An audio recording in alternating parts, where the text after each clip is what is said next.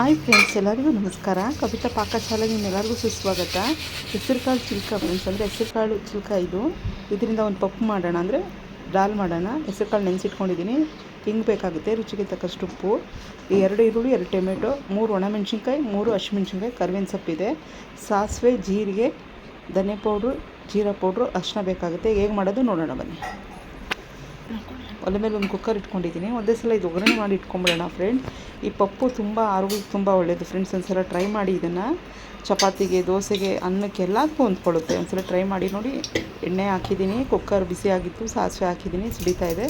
ಆ ಕಡೆ ಜೀರಿಗೆ ಹಾಕ್ಕೊಂಡೆ, 2 ಸಿಡಿಲಿ ಕರಿಬೇವಿನ ಸೊಪ್ಪು ಹಾಕ್ಕೊಳ್ಳೋಣ.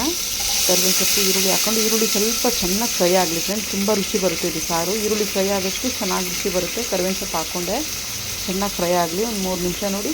3 ಹಸಿಮೆಣ್ಸಿನ್ಕಾಯಿ, 3 ಒಣಗಿರೋ ಮೆಣಸಿನ್ಕಾಯಿ. ಇದನ್ನೇ ಟ್ರೈ ಮಾಡಿದ್ದೀನಿ ಮನೇಲಿ. ತುಂಬ ಅಂದರೆ ತುಂಬ ಚೆನ್ನಾಗಿ ರುಚಿಯಾಗಿ ಬಂದಿತ್ತು.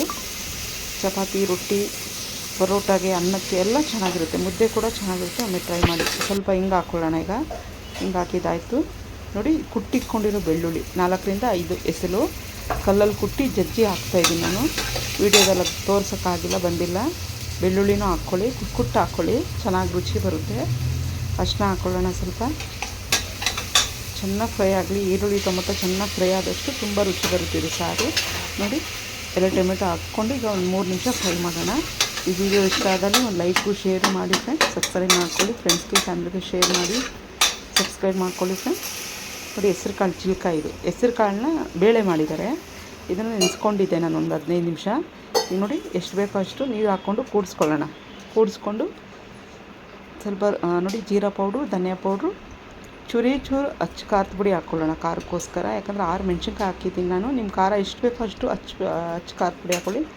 ನನಗೆ ಎಷ್ಟು ಬೇಕೋ ಅಷ್ಟು ಹಾಕ್ಕೊಂಡೆ.